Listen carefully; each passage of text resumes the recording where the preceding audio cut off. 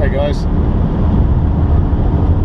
you ever wondered what other tools are out there that you could use for some of your kayak fishing or just fishing in general? Well, Google Maps is a good one.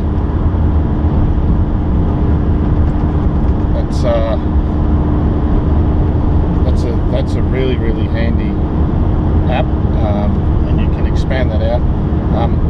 If you don't know, and presumably you do know, but if you don't know, you can put it into satellite mode, which is really handy.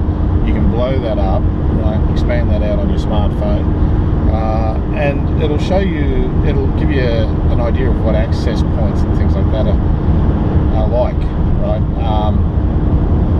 But one of the tools that I use a lot, and the one that I've used today, because I'm heading an hour and a half from home, never been to where I'm on my way to, so going to go and see what this river's like, right?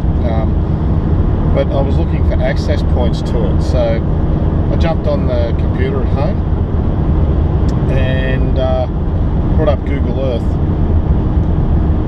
and had a look on Google Earth at where I was thinking of going. I actually revised it a little bit and have found what looks like a really good access point to get me onto a good stretch of what looks like a good stretch of the river where I'm going. Now, a little trick with Google Earth, if you don't know, you can change the date of the satellite view that you're looking at.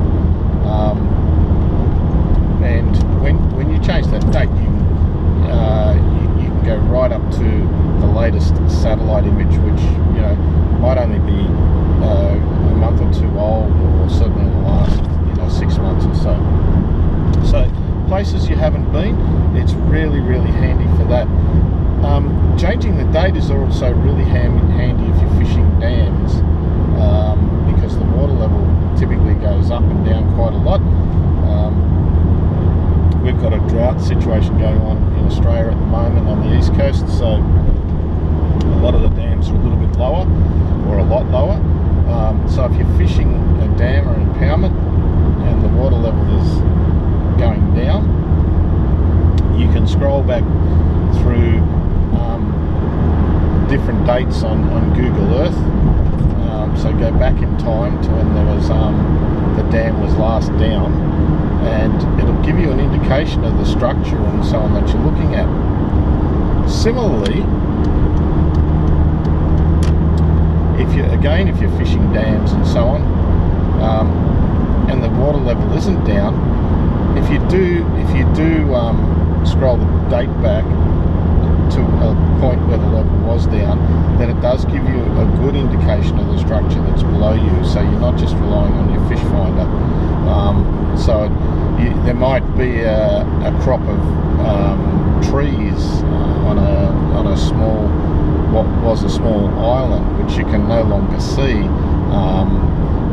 and that could be a fantastic structure point for fish to hold out.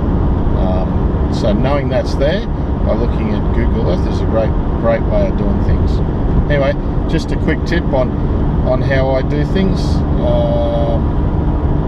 to try and switch it up a bit. I gotta admit, I get pretty bored fishing the same old places all the time, so I'm always looking to switch things up. I'm always looking to go to new places, and that's how I do it. So for those of you that send me messages and ask me, hey mate, where was that you were fishing, or where's that spot, my answer is jump on Google Earth or jump on Google Maps on your phone, right, and take a little bit of a punt. Half the fun is going exploring and finding new places, and you can rule out the ones where you do and don't catch fish. Rule out the ones where you don't catch fish, or access is difficult or whatever. But yeah, for those that want to know where I'm going today, jump on Google Earth. See you later.